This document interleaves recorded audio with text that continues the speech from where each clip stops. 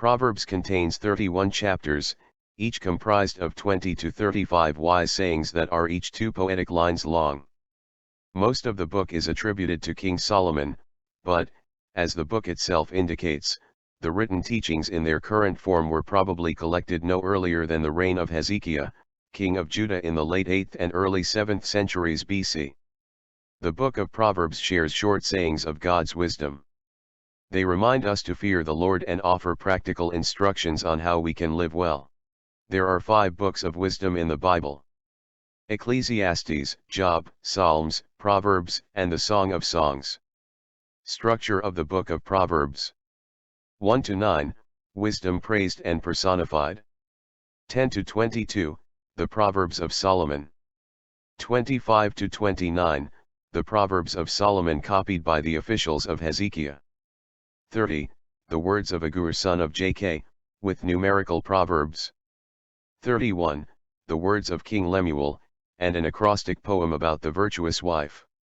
Chapter 1. The purpose of the Proverbs is for the reader to receive wisdom, justice, judgment, and equity.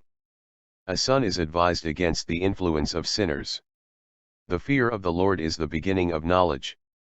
A personified wisdom is imagined in the streets, crying out against fools and scorners. She has called out, but been rejected.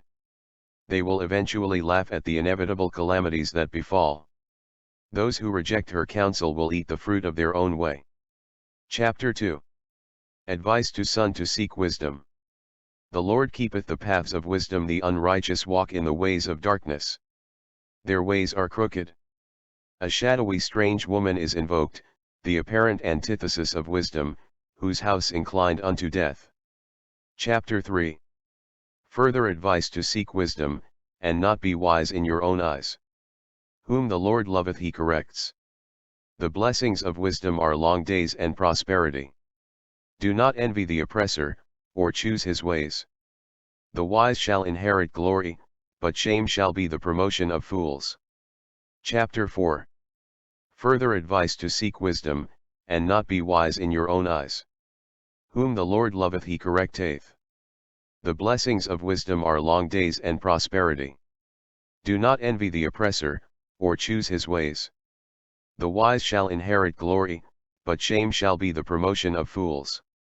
Chapter 5.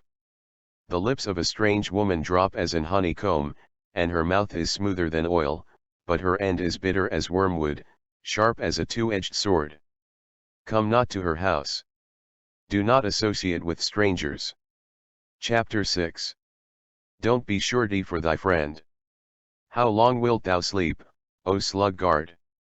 The 6 things hated by the Lord are a proud look, a lying tongue, hands that shed innocent blood, a heart that deviseth wicked imaginations, feet that be swift in running to mischief, a false witness, and he that soweth discord among brethren.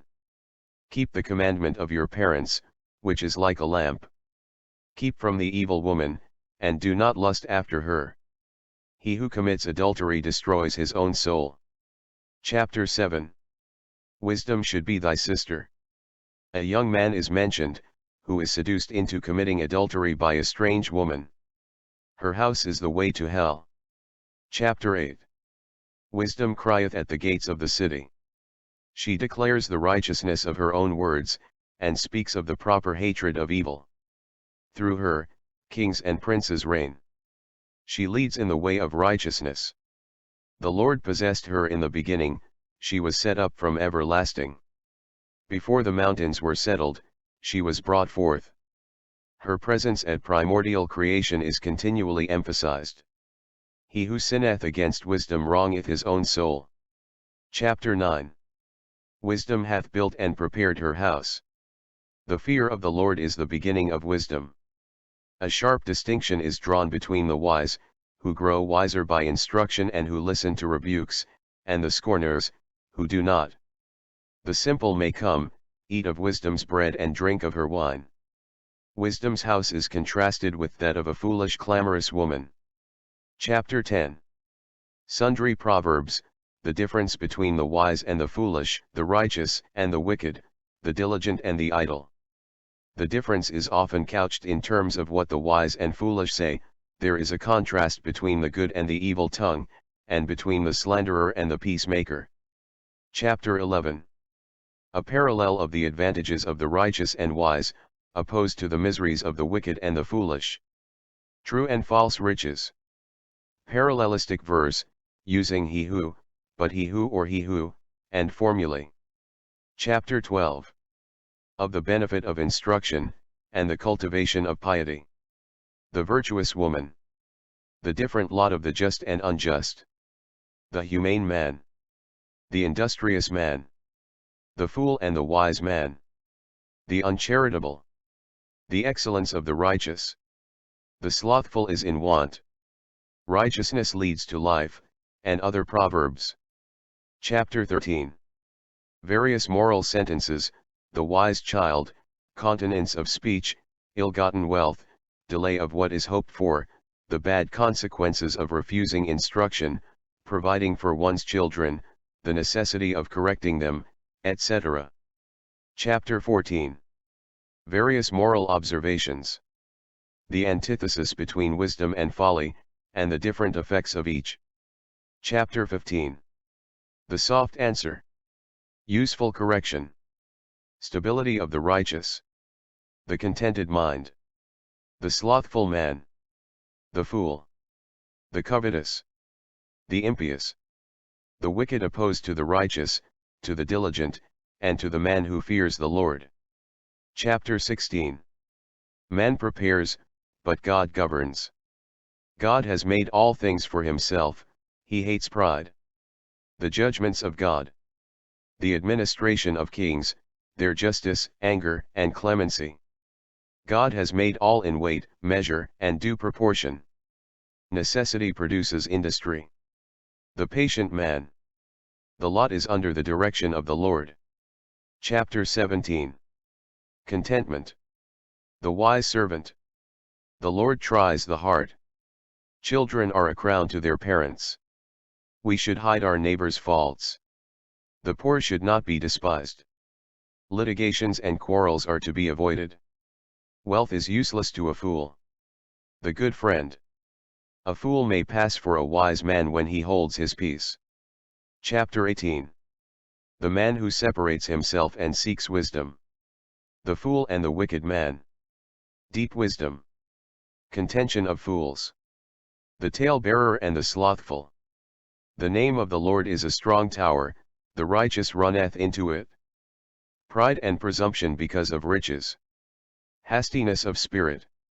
The wounded spirit. The influence of gifts. The lot. The offended brother is hard to be won. The influence of the tongue. A wife is a gift from God. The true friend. Chapter 19. The worth of a poor upright man. Riches preserve friends. False witnesses. False friends. A king's wrath contrasted to his favor. The foolish son. The prudent wife. Slothfulness. Pity for the poor. The fear of the Lord. The spendthrift son. Obedience to parents. Chapter 20. Against wine and strong drink. We should avoid contentions. The sluggard. The righteous man. Weights and measures. Tale-bearers. The wicked son. The wise king. The glory of young men. The beauty of old men. The benefit of correction. Chapter 21. The king's heart is in the hand of God. We should practice mercy and justice. The lying tongue. The quarrelsome woman. The punishment of the wicked. The uncharitable. The private gift. The happiness of the righteous. The wicked a ransom for the righteous. The treasures of the wise. He who guards his tongue. Desire of the sluggard. The false witness. Salvation is of the Lord. Chapter 22. A good reputation. The rich and the poor. The idle. Good habits formed in infancy. Injustice and its effects. The providence of God. The lewd woman. The necessity of timely correction. Exhortation to wisdom. Rob not the poor. Do not be friends with an angry man. Avoid suretyship. Be honest. The industrious shall be favored. Chapter 23. Sobriety in eating and drinking, especially at the tables of the great. Have no fellowship with the covetous. Remove not the ancient landmark. Children should receive due correction. Avoid the company of wine-bibbers. Obedience to parents. Avoid lewd connections. The effect of an unfeeling conscience. Chapter 24. Do not be envious of the house wisely built. Counsel necessary in war. Save life when thou canst. Of honey and the honeycomb. The just falleth 7 times, but rise again. We should not rejoice at the misfortune of others. Ruin of the wicked. Fear God and the king. Prepare thy work. The field of the sluggard and the vineyard of the foolish described. Chapter 25. The Proverbs of Solomon which the men of Hezekiah king of Judah copied out. God's mysteriousness is glorious. Observations concerning kings. Avoid contentions. Opportune speech. The faithful ambassador. Delicacies to be sparingly used. Avoid familiarity. Amusements not grateful to a distressed mind. Do good to your enemies. The misery of dwelling with a scold. The necessity of moderation and self-government.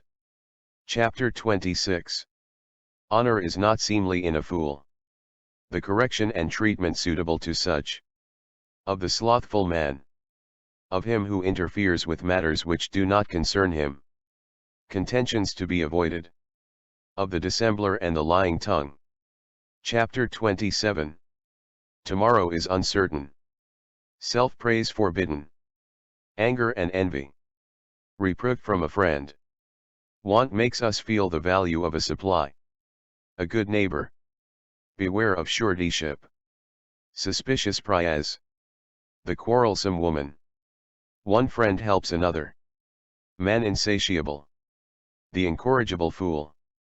Domestic cares. The profit of flocks for food and clothes. Chapter 28. The timidity of the wicked. Quick succession in the government of a country is a punishment to the land.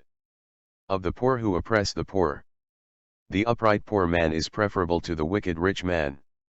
The unprofitable conduct of the usurer. The prosperity of the righteous a cause of rejoicing. He is blessed who fears always. A wicked ruler is a curse. The murderer generally execrated. The faithful man. The corrupt judge. The foolishness of trusting in one's own heart. The charitable man. When the wicked are elevated, it is a public evil. Chapter 29. We must not despise correction. The prudent king. The flatterer. The just judge. Contend not with a fool. The prince who opens his ears to reports. The poor and the deceitful.